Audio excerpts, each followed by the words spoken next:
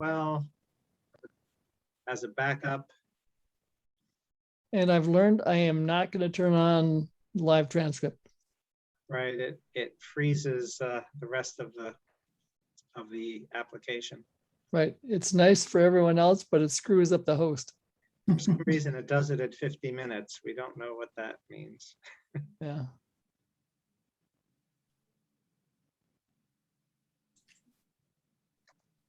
Kind of amazing that it can actually even do that. Yeah. I'm actually fairly impressed with his accuracy. Yeah. Hello, Eric. Brad, Barry, Hey, Adrian, Hey, Eric. Eric. Maxine, Pamela, Janice, Michael, Sherry, Ying, everyone else on.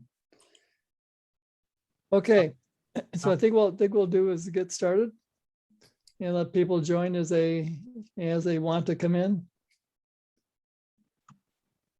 And good afternoon to you all. My name is Brad Waite. I'm the president of Sustainable Rossmoor.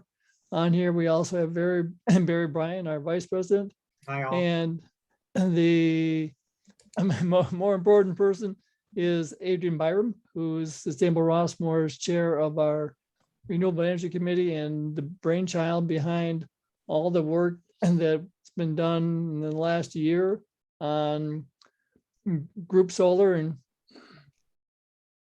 And so this is truly intended to be a question and answer session.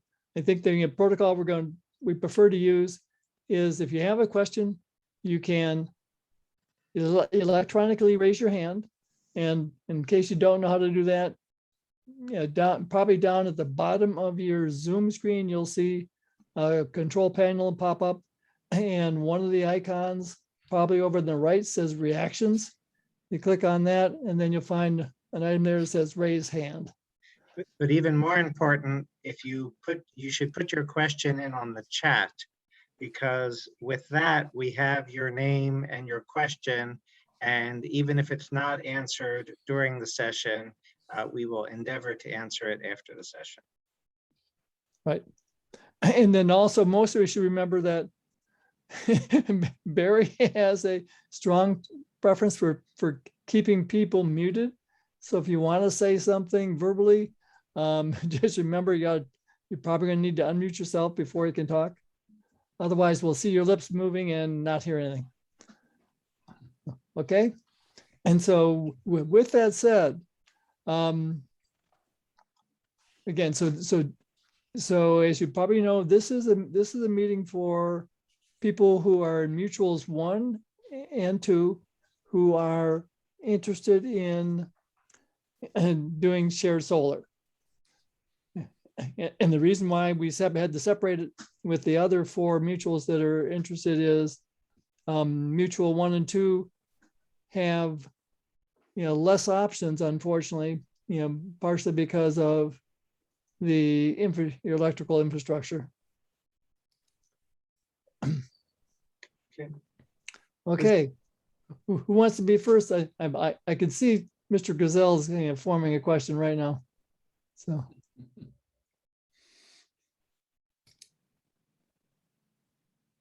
And until anybody can get up the courage to ask a question, I will, fill in. Oh, Okay. Pamela jumped on. Don't forget to unmute yourself. There you. So we received 2 different estimates, one to cover 90%, 96% of our current usage, the other 120%. So if you go with the second, apparently there's 20% electricity that would be generated that we would not consume. I'm thinking that's how I read it. Does that mean we get a credit, or it just goes to offset other people's bills, or how does that work? So you would get paid the wholesale rate by PG&E or MCE for that, but that's a very low rate. It's like I saw that 4 or 5, 6 cents a kilowatt hour, and so it's not worth being over. Okay. But I wanted to give you the bracket because if there was some reason why you believed your usage would go up in the next year or 2 or something or the other, you should be able to understand sort of where you sit. Okay, thank you. Yep. And again, this is going to get a touch wonky, but typically, the rule of thumb is you should target to, to size a solar system so it'll generate about 85% of your total annual usage. Because then if you generate more than that, then you run the risk of, you get into the law of diminishing returns, and you run the risk of generating more, for which PG&E won't pay you much at all. So, and so that's why you don't need to size it to, to generate 100% of your usage. Again, as Adrian said, unless, for example, you think that, another year or so, you might want to put in an get an EV, or you know that you're going to, put in a hot tub in your second bathroom, whatever. So, okay. And so I see that Jim, I just lost the question Jim put in the chat, which is? I can read it, or Okay. Jim can read it. Well, what is going to be the tilt angle for first Walnut Creek Mutual panels on the carports? There are, and then he talks about different angles for different times of the year. The short answer is that the installer, they have their program, and they calculate what's going to generate the maximum amount of power generated for, especially during the peak time, and they will tend to set it at that angle. I know that my system is at about 15 degrees, and it's a south-facing system. I don't know, Adrian, if you want to add to that. On flat roofs, I think they often do use that 15-degree number as the tilt angle. Yeah, it's not the absolute optimum. If you're doing some sort of a big utility solar farm, then you pay more attention to that. Or if you're doing it for a more residential environment, you're concerned a little bit more about aesthetics, and so you don't want it sticking up too high on flat roofs. So Right. And so Jim, as you probably figured out, the answer is to your last question there is it will be fixed. The tilt angle and the position won't be variable.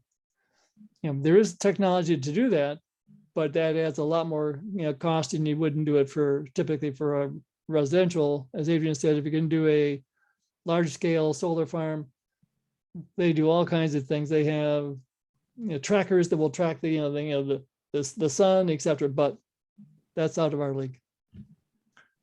Okay, we have a question from Sherry and Art Noda. When is the system that we're putting in place expected to be up and running? So that's a bit up in the air because of the way we're doing it in Mutual 1 and 2 on the carports. We have time. We have a sort of from the time the contract is written and the interconnect application is made to PG&E. From that date, we have a year by the tariff, terms of the tariff. So there's no sort of immediate rush, but obviously the installer will want to get it done as quickly as possible. I imagine it'll take probably between no less than 3 months, but probably no more than 6. And Yeah, Adrian, go ahead.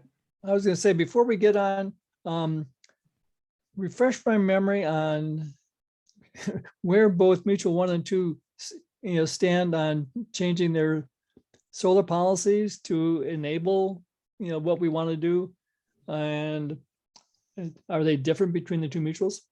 So each mutual has to change their solar policy to, right now you are allowed to install solar panels on your roof, on the roof of the building in which you live, because that's the law. But what we're trying to do is get them to say, well, instead of putting them on the building, on top of a residential building, let the owner install panels in a shared way on a carport, which is far less intrusive than putting it on a residential building. far less liability problems, etc.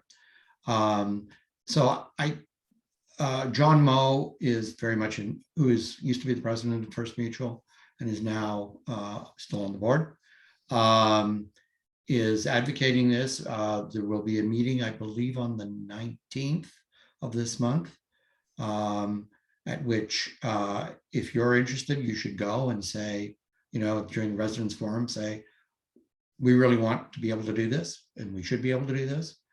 Don't stop us.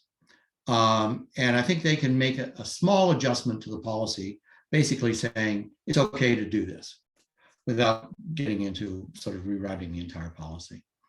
And so that's what we're trying to do in I think both Mutual 1 and Mutual 2. In Mutual 2, Eric Cox has been working with Clay Dunning, who's the president. And Eric, do you want to chat or talk to that briefly? Yes, our board meeting is going to be in the 18th. I definitely would invite anyone in Mutual 2 that's in shared solar program to attend.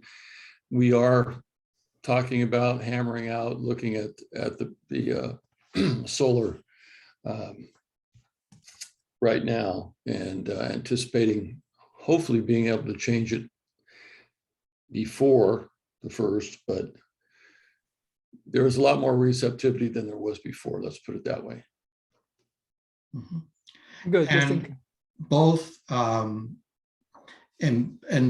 we have negotiated terms with the vendor so that there will be a clause in the contract that in the unlikely event that it doesn't go forward, and for some reason the board says no, absolutely not, then you can escape the contract, but there will be a $500 penalty because they're having to pay to do the interconnect application, which is a couple $100.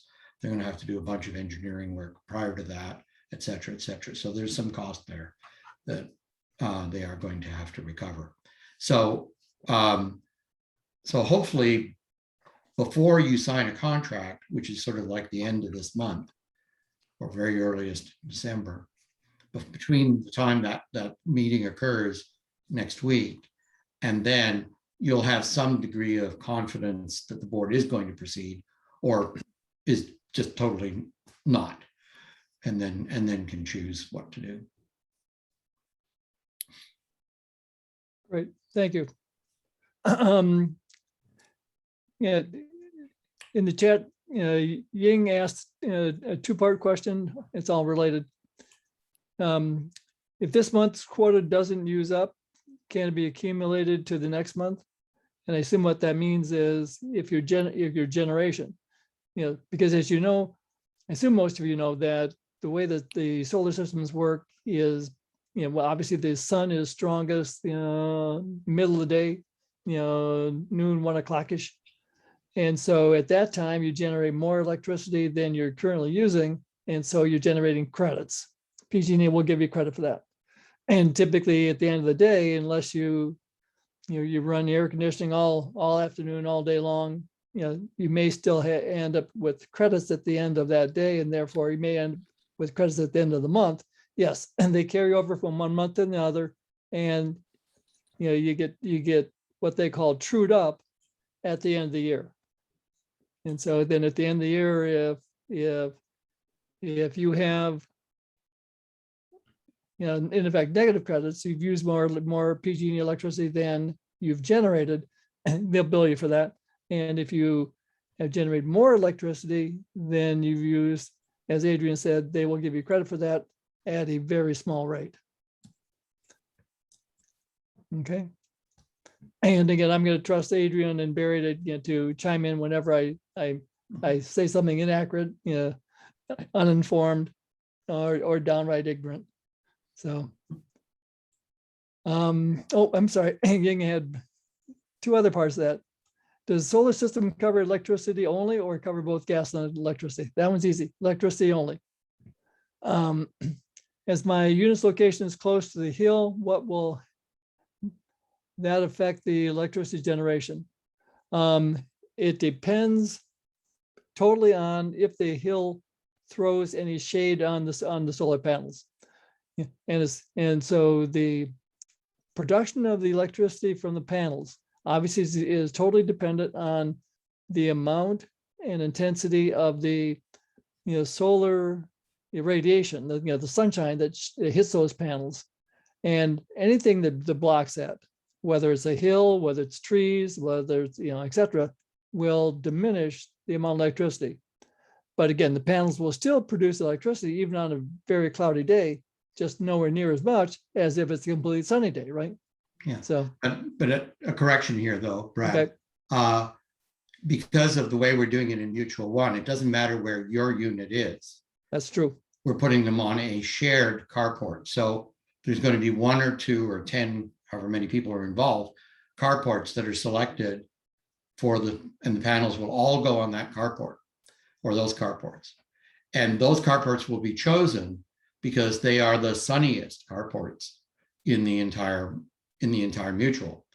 So your production will be higher per panel.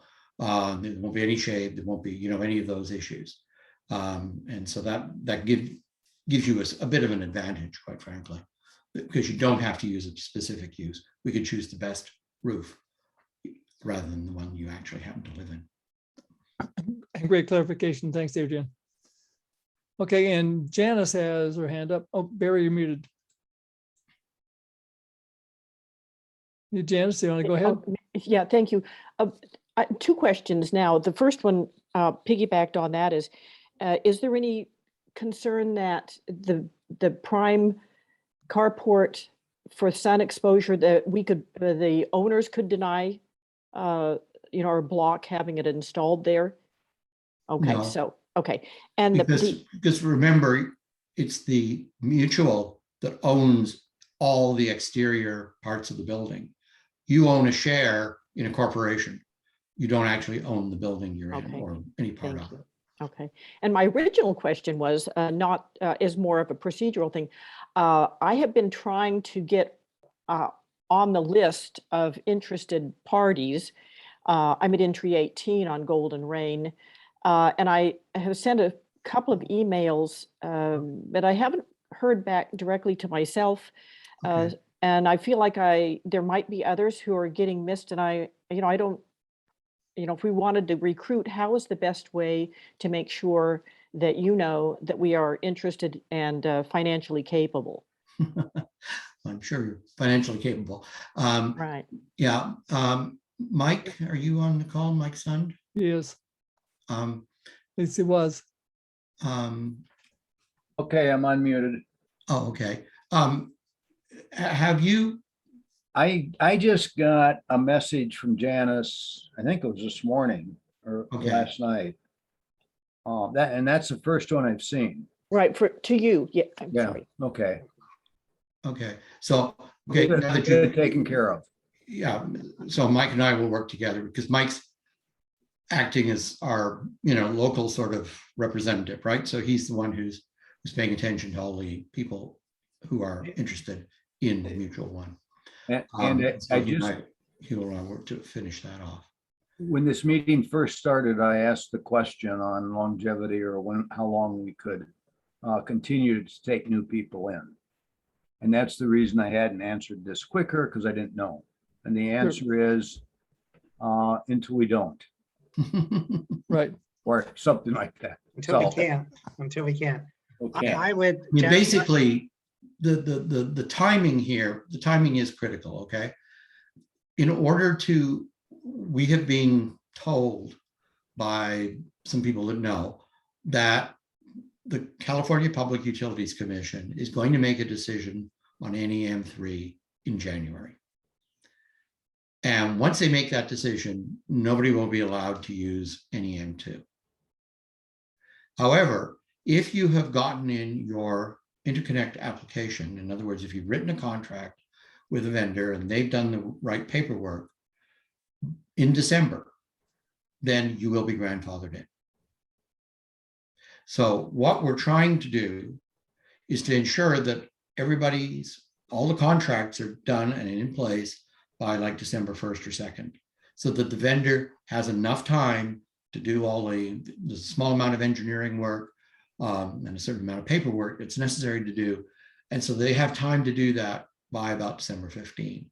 And be sure to get that interconnect application in place so that you're grandfathered in. And so therefore, backing up from that, we need the contract, you to sign the contract by December 1st. That means the vendor needs to know that you want to sign the contract probably by November 20th in order for them to generate that contract, go through all the steps necessary to get you to sign it, etc. So next Saturday, I believe, is the 20th. And so by then, we really have to have everybody who's interested has to say, yes, I'm in. And we turn it over at that point. And then at that point, then we're going to have to cut it off. Does that answer your question, Janice? Unmute. No. Oh, I guess I'm not still muted. No, you're not. Okay. It's yes and no. The point I was trying to make is that I'm not sure exactly. I sent, I think, a message to you, Adrian, and possibly somebody else over the last couple of weeks. My neighbor, Judy Gordon, has been hot on this trail, and she's sent me information, and I've sent messages to a couple of you over the last couple of weeks, and I didn't get anything back. I wasn't sure you knew I was interested. And I'm thinking if I'm in that boat, possibly there are some other people that were either reaching out the wrong way or to the wrong persons. That's my. Yeah. And the last week has been a little bit Crazy. Crazy because we tried to get out all these quotes to 335 people, pull all the pieces together. And so one of the things was to go through the email list and try and find anybody who's missed out.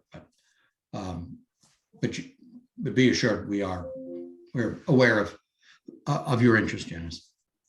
And Janice, let me offer every one of you another suggestion along these lines.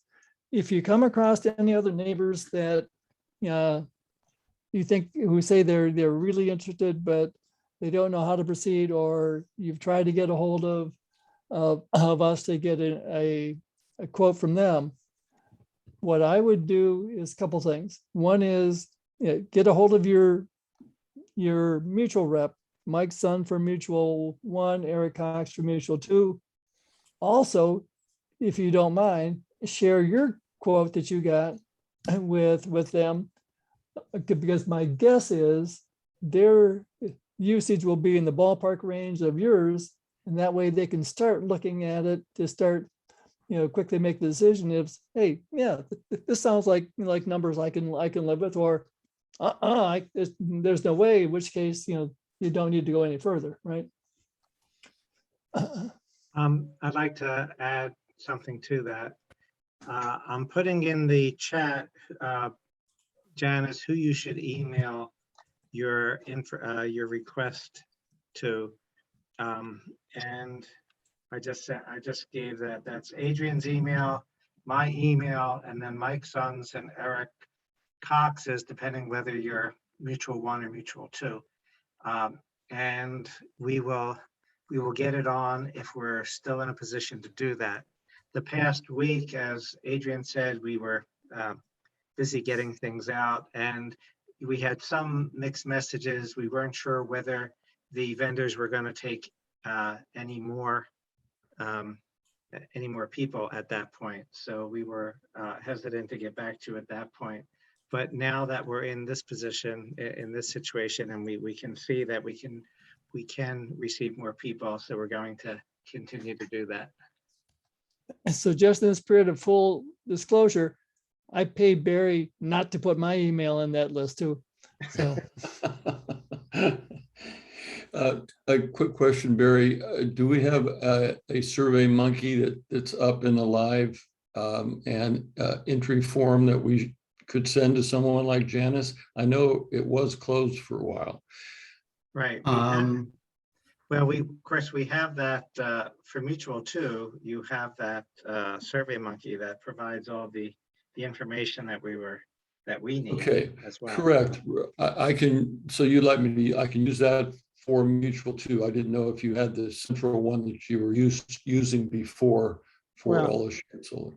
No, it's easiest at this point, just send an email. And if you can, please make sure to include name, address, email, phone. And particularly if you can look through your bills and identify how much electricity you have used over the past year. And that's available on your bill on page 3, typically.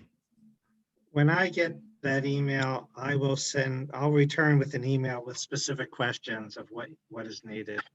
The name, information, where, your address, and you'll fill that out, and then then we'll add it to the master list, and you'll be included.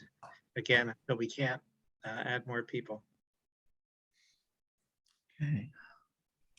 Okay, and I'm gonna take an easy question out of the chat from Jim Griselle about if the nearest carport is quite a ways from his manor, how are they going to get the electricity produced into his meter? And the answer is they're not. And so, and the advantage of doing these shared systems is it doesn't affect your individual, manner or trying to run electricity into your meter, into your unit. What happens is let's say we've got 10 people that want to go into a shared system on a carport. There'll be one brand new meter that will be installed. All the electricity generated by all the panels for those 10 people will go into that meter and then directly into PG&E. PG&E will then keep track of which one of you deserves how much of the production credit based on the number of your proportion of the panels in the system. And so then that credit will show up on your bill. And so Jim, it doesn't matter. So you could be 2 miles away from the carport that your panels are put on. It doesn't matter. As long as the carport is still in First Mutual, you're okay. Brad, can I add to that? Sure, Mike. John Moe and I have talked about Mutual One. We figured we've got 90 people that are interested. Maybe we'll get 60. I don't know. But with 60 people, we figure we will have 3 different locations for solar. Okay, good to know. So Okay, Eric Cox has a question here. Mind if I read it? Nope. Could we clarify, does adding extra panels, anticipating the purchase of an EV vehicle in Mutuals 1 and 2 make sense? The reason for that question is our cars are now plugged into carports which are on the community power grid, and EV owners are asked to pay a flat monthly fee based on estimated usage. Yeah, let me take that one. The problem is it's not behind your meter. It's not, right. Your EV is not plugged into the circuit that your meter is attached to. And therefore, you're not being charged for that electricity. Somebody else is being charged. And so the credits that you're generating wouldn't go to pay for that. So for those reasons, in Mutuals 1 and 2, it is not worth worrying about EVs right now. That is a big problem. There's no question about it. And it's something that needs to get solved as to how do we effectively deliver enough power into carports, into shared carports, so that EVs can be operated, because 10 years from now, you betcha that's going to be the majority of it, right? And it's coming quite quickly. So that's a separate problem from what we're trying to deal with today, and the two are at least somewhat disjoint. Right. Right. We will work on that problem in the future. That's, the long-term vision of microgrids but for now, we're just trying to get you a good deal under this under this current tariff. So that's what we're focused on right now. And Eric, thanks for catching my, my gaffe.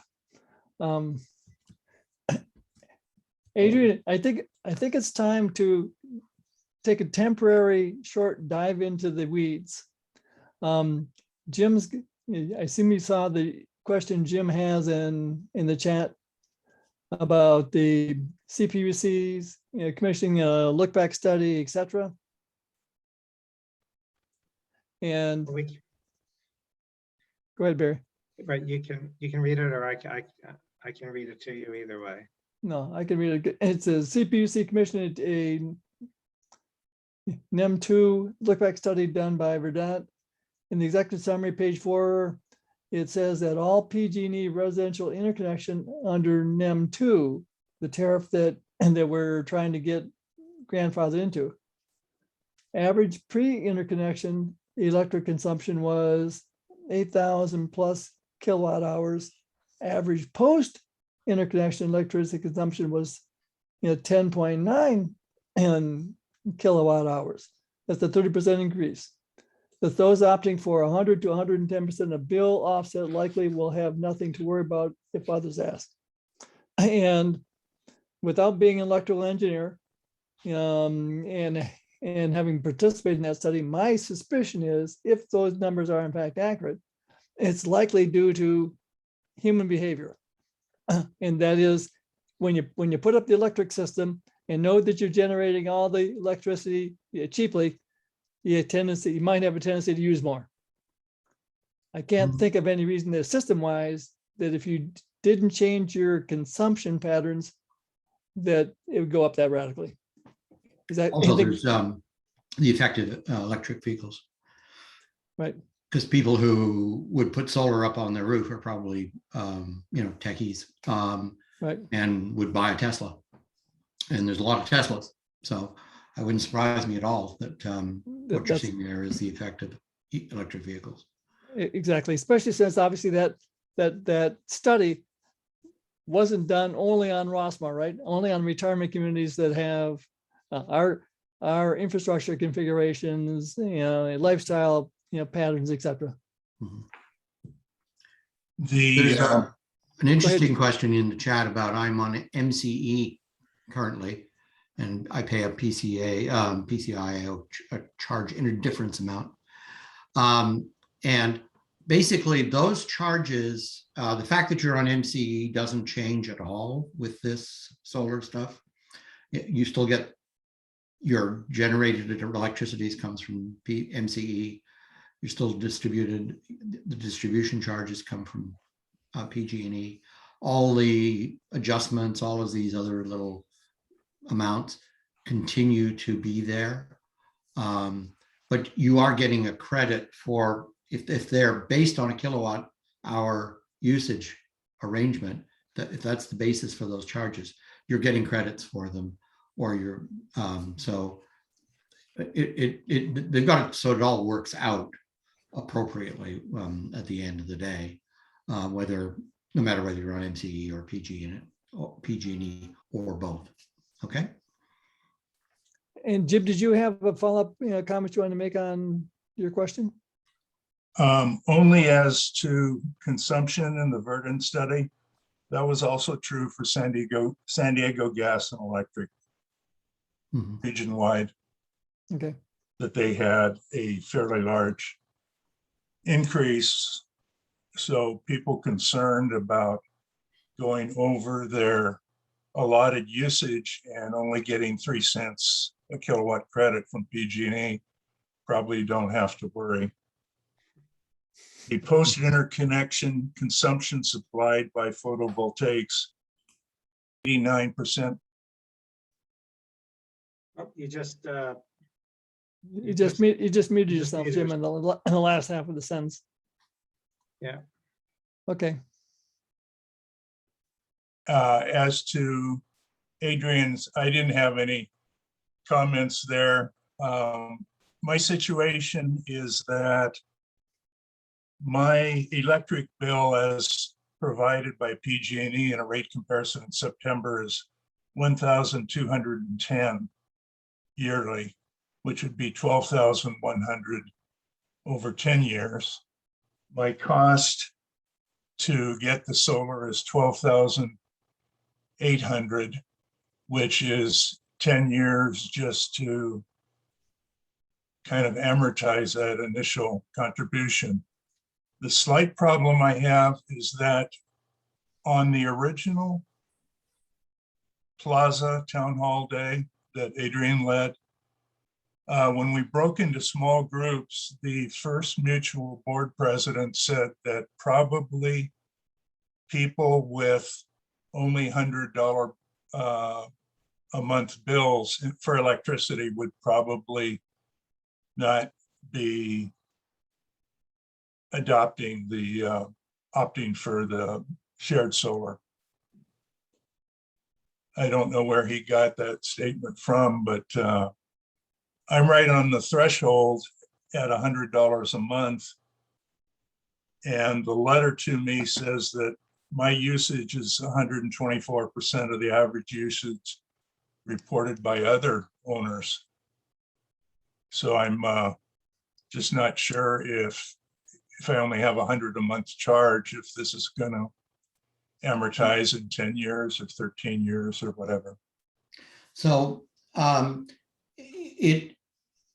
you're right about the amortize or the payback period or the amortization period, however you want to call it. It does work out to be about 10 years for First Mutual. And part of that reason is that doing the shared solar actually ends up being a little more expensive than if you're able to put panels directly on your roof. And most of that cost comes because of the flat roofs. And you have to have an extra, a tilt rack to hold the panel up. And that adds about probably 15-20% to the cost of the panels. And then there's some additional electrical service and things like that and trenching that just crank up the costs overall. So it is not as cost effective as for people with a sloped roof that can install the panels directly on the sloped roof. The balance against that is that, of course, PG&E is going to continue to increase their rates. So if you're paying, they're doing that since 2015, their average increase has been 5.3% a year, compounded annually over that period. And so if you do the math on that, your $1,200 a year bill 10 years from now, 12 years from now is going to be $2,400. And so, when you take all of these things into consideration, it's a bit of an insurance policy, perhaps, to go with solar, because that ensures you that you will have paid this much money and you will have bought this much, you'll have bought 20 years worth of electricity basically for $10,000 and or however much it is. And that's it. That you've got it, it's there, it's yours, and it's yours there forever. So so in that way, it's a bit of an insurance policy from a economic point of view, as opposed to a purely environmental decision, which of course makes sense, as well as perhaps a statement of support for doing what you can against climate change, which I think drives a number of us, quite frankly. And let me just tag on to that answer. And I agree with Adrian, everything Adrian said. And you probably picked up that one of the things they mentioned is that the savings is based on an assumption that PG&E will continue to increase their rates at 5.5% a year, which is what they've done over the last 15.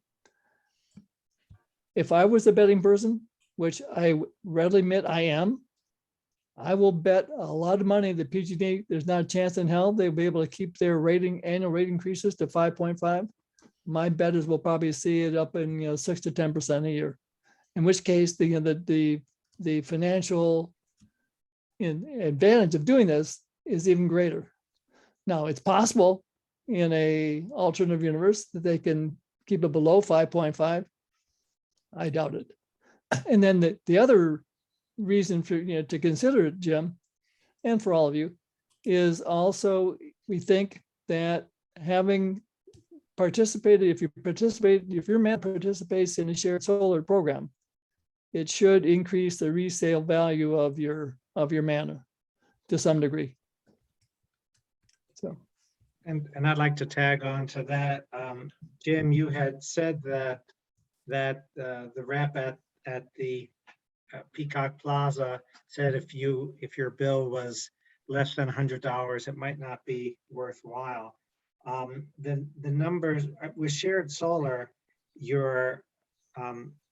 the fixed cost that you have a $10 a month minimum connection fee that you have to pay. So if your electric bills were only $10, clearly it wouldn't make any sense. But the incremental costs beyond that are relatively low. So the increment or what your monthly bill would be for you to consider this. And Adrian, please, chime in one way or the other. But I think it can go down a lot more than 100. I mean, I'm a pretty quantitative guy, and calculations I've looked at are, that even $50, $60 a month would still be worthwhile from an economic standpoint. Adrian, do you have any comments on that? Yeah, I think the issue is really around, clearly if you live in some parts of Mutual 3 where there's electric heat and so your bills are typically $2,000, $3,000 a year, the savings is much more dramatic, let us say. And, and so therefore there's a perhaps a greater economic reason. You're still going to save the same sort of percentage amount, but it's just not, it's like, well, okay, so I'm saving 50% on $10, that's $5. Do I care? Yeah, probably not. If it's 50% on $1,000, do I care? Yes, I do. So that's, it's just sort of a matter of absolute numbers versus percentage. But, so, it's a decision you have to make, obviously. Yeah, one other comment, if I may, Adrian, is John Moe has changed his mind, who was the president that Jim talked to. And in fact, he's also signed up for solar. Yeah, and I can tell you, John is like super frugal. I think he uses $80 or something like that. a year. No. Okay, we've got a couple. Pamela, you want to unmute yourself and. Yes, when I looked at the proposal, I swear I saw somewhere in here that you either at some point could sell your portion of the solar Yeah.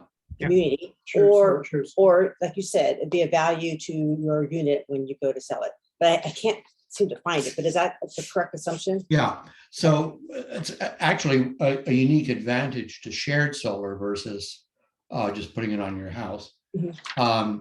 Obviously, you can sell it to whoever buys your place afterwards, right. And there is some evidence that shows that there's an uplift in the value of the home. But with shared solar, if at some later date you decided you didn't need it anymore, or needed less of it, and one of your neighbors needed some, you could sell them your share. Or part of yours, or vice versa, you can buy from somebody else who doesn't want it anymore for some reason, and so it gives you a little bit more ability to change around just how you do that. There is a caveat on that I should mention, that you can only do that once a year. Oh, okay, thank you. Yeah, and I'll confess, I can see the wheels spinning in Jim Grizel's head as to how he can gin up a lucrative market for buying and selling shares in EV and share solar systems in Rossmoor. Okay, let's get. We can have a futures market there. For sure. I don't like the logical extension of that. Okay. Okay. let's go to Janice. Her question, do you know the reasoning behind not allowing to store excess in battery for use in power outages? Yes, we do know. Yeah. Adrian, you want to take that? Want me to take it? Yeah, well, the problem is that right now, the regulations are such that that works if you have your own solar on your own house and your own battery, everything's behind your meter. And if that's the case, then you're allowed to do that. The economics of it are not great, but you're allowed to do it. We at Sustainable Rossmoor, we started this thing called the Rossmoor Solar Initiative sort of about a year ago, trying to figure out a way to actually provide backup power and a resilient service for Rossmoor sort of as a whole, or at least each mutual as a whole.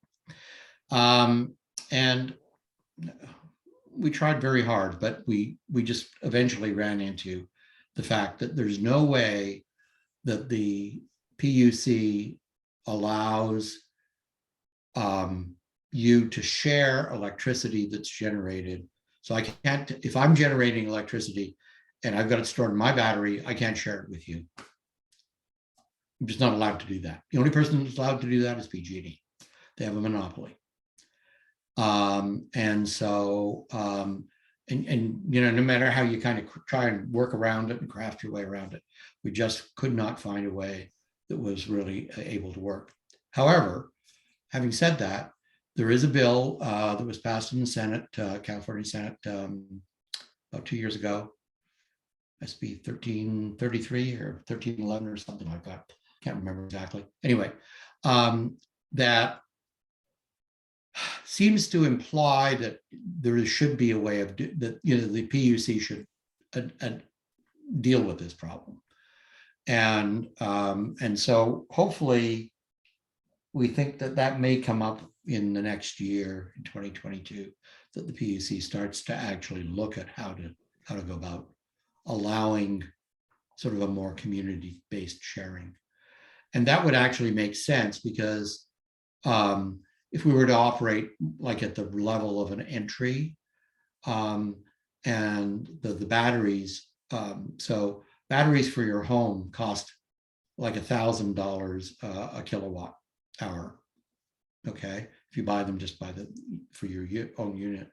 If you buy bigger ones for like 10 units or something like that, the price drops to like $100 to $150 to $200 today. They're a lot cheaper when they're bigger per unit cost, per unit of power. And so the economics of it are really a lot better if we do it at a community scale or an entry scale or something like that, or even a building. I mean, some of your 12-unit buildings would be potential to do this. But so right now we don't have the regulations to allow us, but we're keeping an eye on it. And as soon as we can figure out a way to do it, we will be making noises about doing that.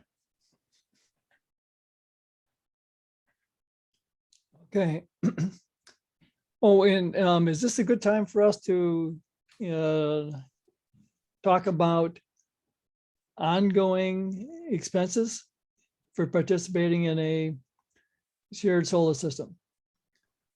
Because there are some fairly minor expenses, overall over the 25-year life, but some, might pop up earlier. And so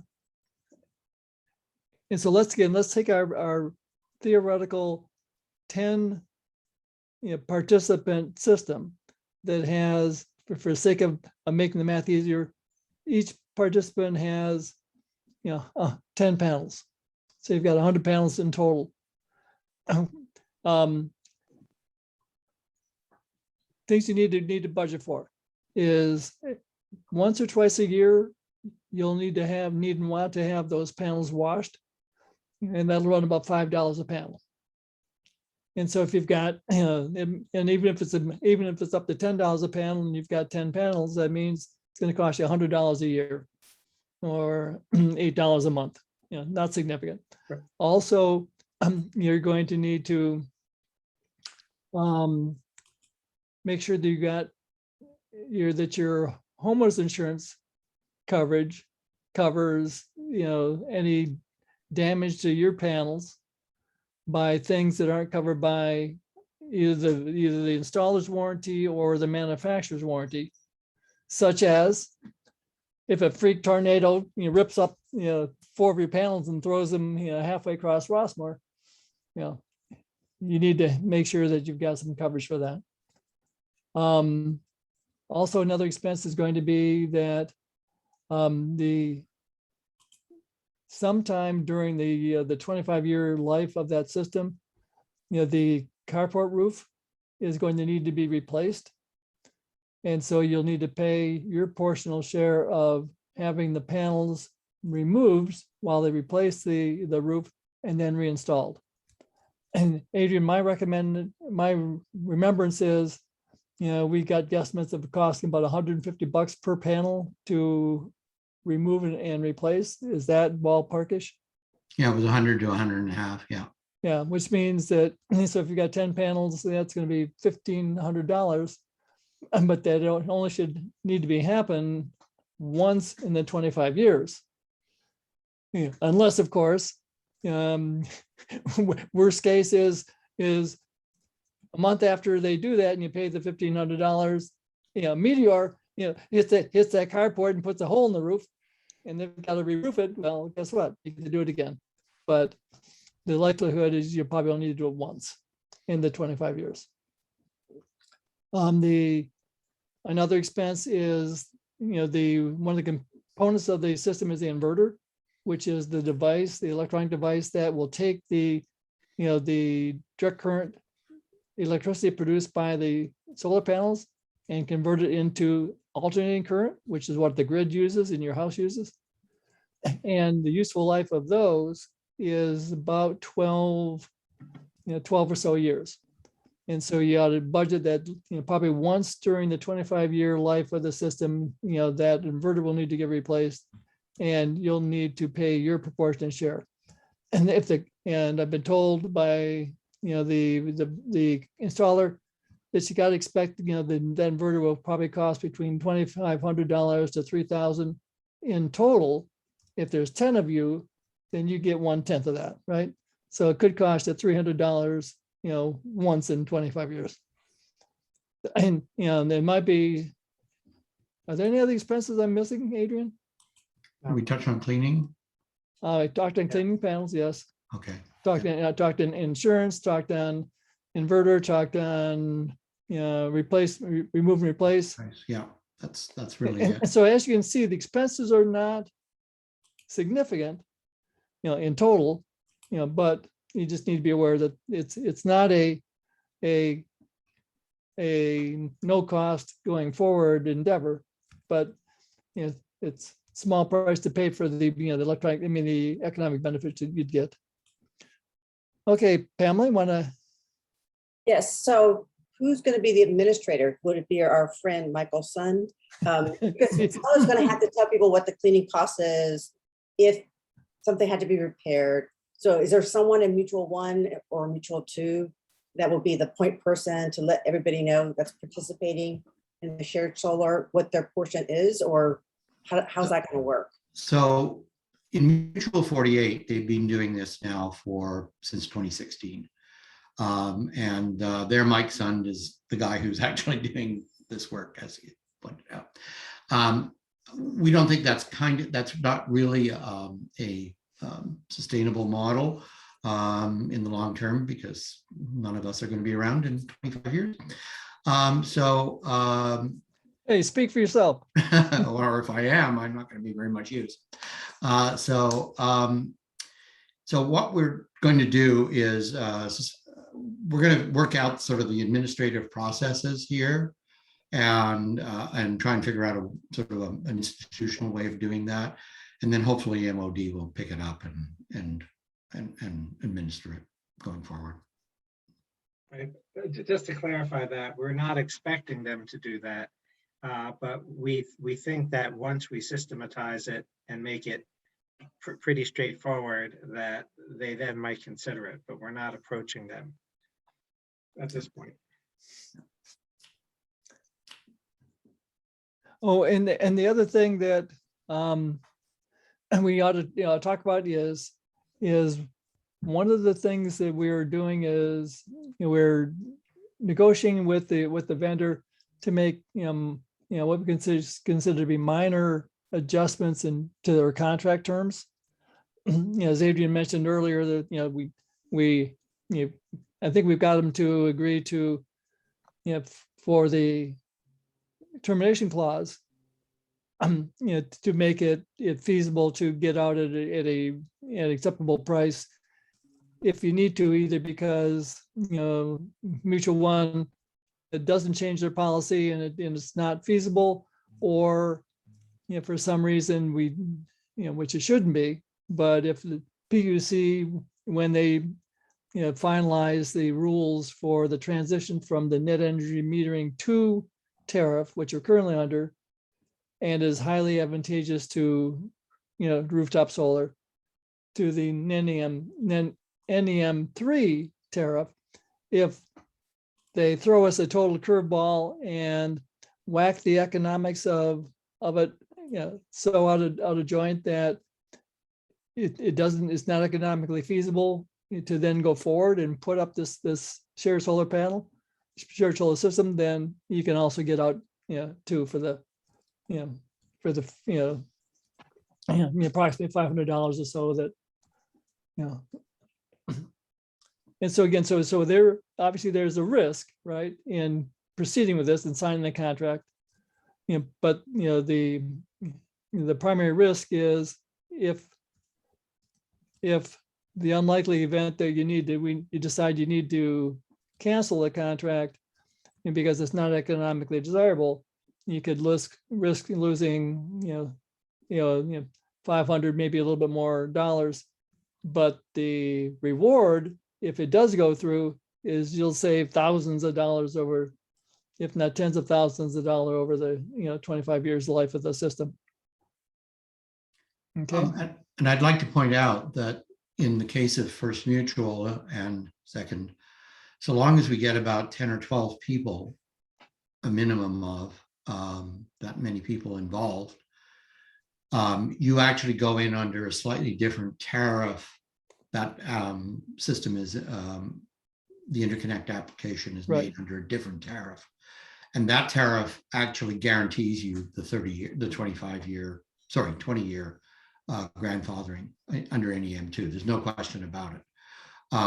And so that's an unusual situation. Most of the other mutuals can't do that because they don't have large enough systems sort of where even if they're doing shared, it's going to be a smaller shared system. Whereas here we're looking at 10, 12, 20 people in one system, and it's well over 30 kilowatts. And that means we guarantee the NEM 2, so long as we get it done in mid-December. Okay. There's a question on the chat from Sherry and Art Noda. If you move before 10 years, but to another Mutual One unit, can you continue using solar if the person you bought from did not participate in? Yes. The answer to that is yes. Yes. Yep. You're within Mutual One, your solar is portable. Yep. But not if you go to Mutual 2 or Mutual 3 or a different mutual. Yes. Right. Okay. Janice has her hand raised.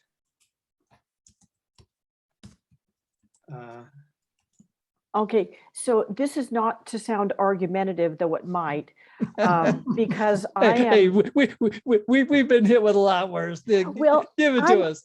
I'm doing this mostly because I'm a low energy user, but I'm doing it mostly because I want to do something impactful for the environment. It doesn't really make a whole lot of sense for me financially, but I want to encourage people to do it for other reasons. And the disconnect I'm hearing is that there could be this expense or could be this expense, and then I just heard, I've heard several times that it's going to take us a minimum, even with rates going up, 8 to 10 years to recoup our initial investment. So I hear that it's going to take us a long time to recoup the investment. And then I'm also hearing you're going to save thousands and thousands of dollars. That doesn't jive. So for me, who wants to encourage people along, I think it would be misstating it if I said, oh, you're going to save a lot of money, because it sounds like you're not, unless you're a high energy user. Do I understand that correctly? Well, it kind of depends on how you look at this as an investment. If you thought about, I have, let's say, $10,000 and I'm going to buy T-bills, okay? 20-year T-bill.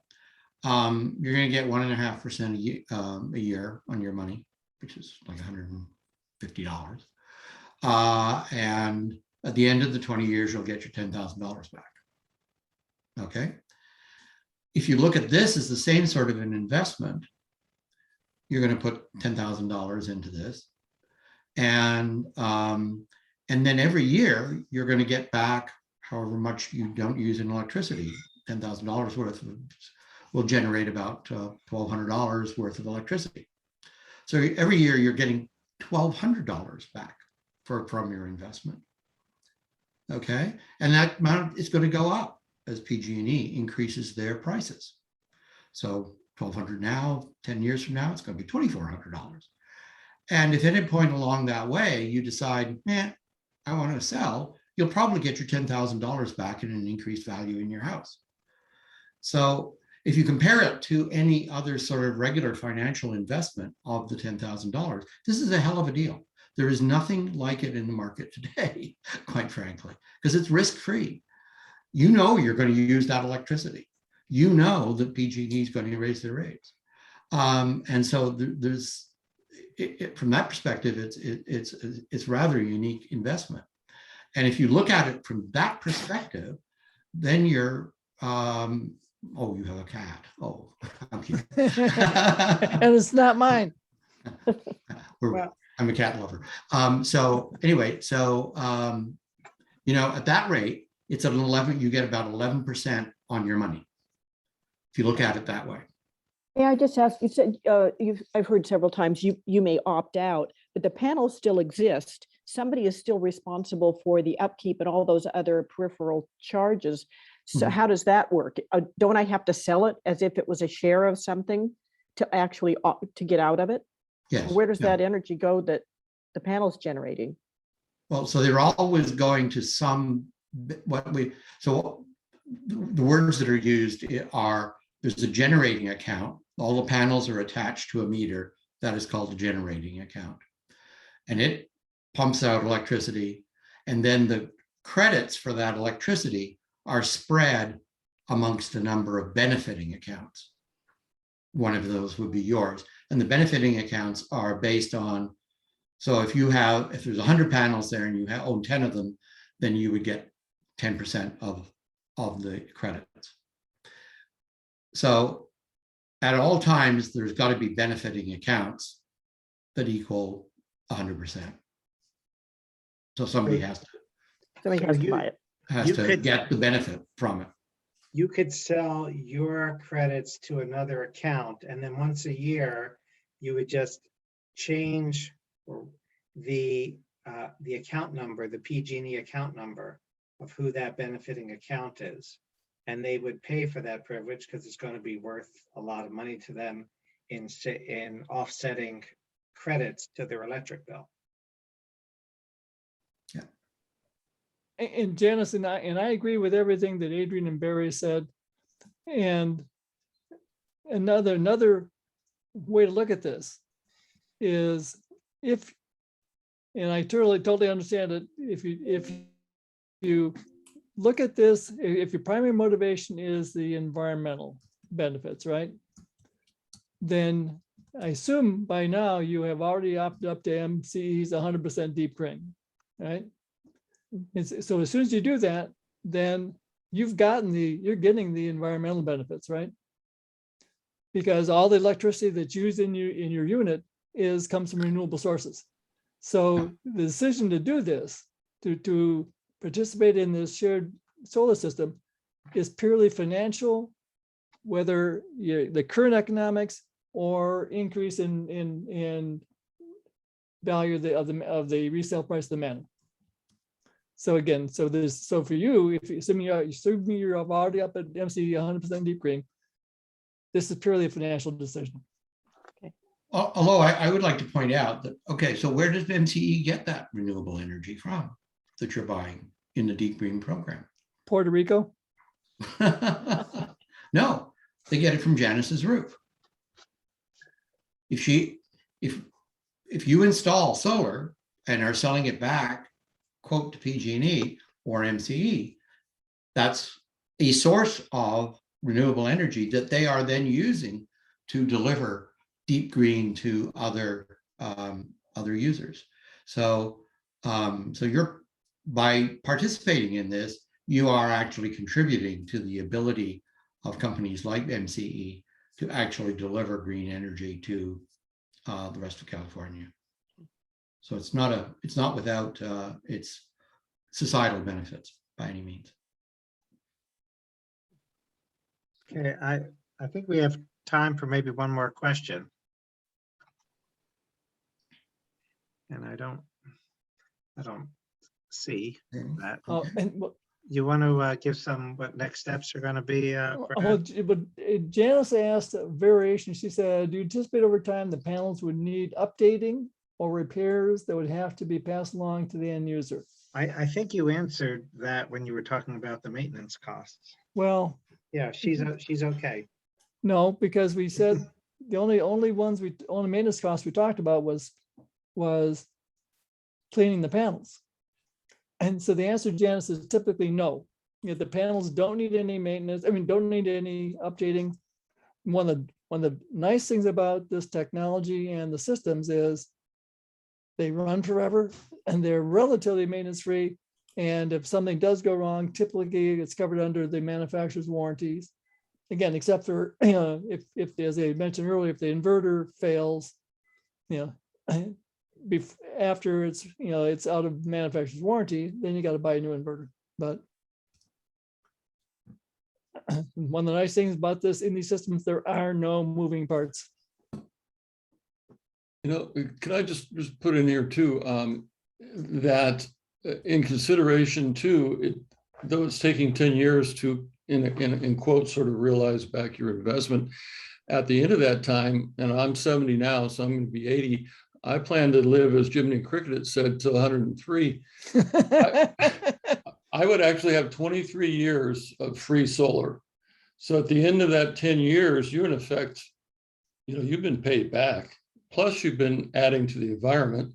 And for every month, day, year after that, you own it and you're not paying electricity except perhaps the $10 a month for hookup. So I try to think outside of that range. Hopefully we all get at least another 10 or 15 or 20 years. Just a thought. And again, and Eric's right. And we talk about, the 25-year useful life of the system. Well, some of these panels, especially the quality of the ones that we're putting in, they'll go more than 25 years. So, I mean, for example, the panels that, Solar Technologies, the vendor in your quotes, they're Tesla panels. They're top line Tesla panels, So They're warranted for 25 years. They'll probably last longer. But right. Okay, and so this is the last question I have. The last question, for Barry, Adrian, and anyone else. I'm gonna take a playbook, a page out of Janice's playbook, and I'm gonna turn my head around and ask you guys, give me the best reasons why any of us should not do this. both Adrian and I have solar.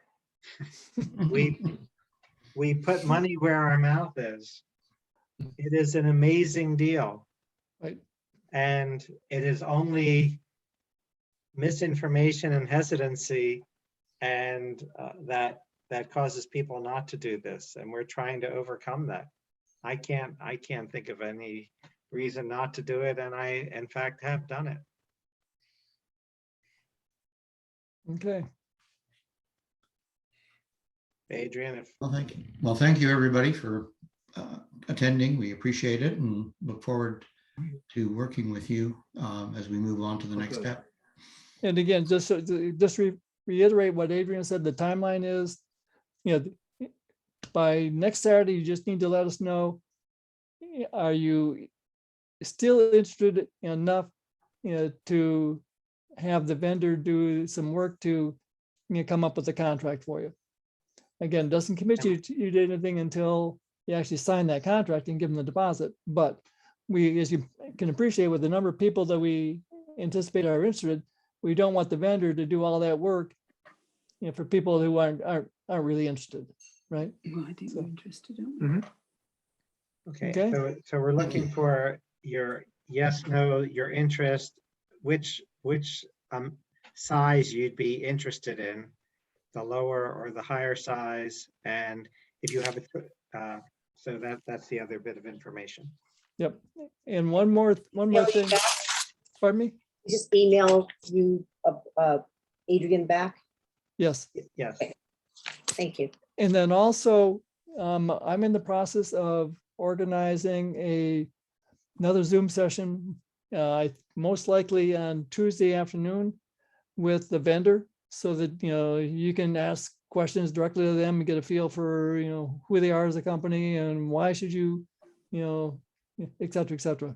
Okay, and so expect, hopefully by the end of the day, an email from me with that information and a sign up link for the Zoom meeting. Great. Thank you. Certainly. Thank you so much. Thank You've done a you. great job. Thank you, Mike, for getting us all going. And I really appreciate it. And I think it's a good example to set for other people too. I'm with Janice. Like, yes, Great. a good move. Thanks, Diana. Mm. And- Thank you. and- thank you. And thank you all for giving up, valuable time on your Sunday.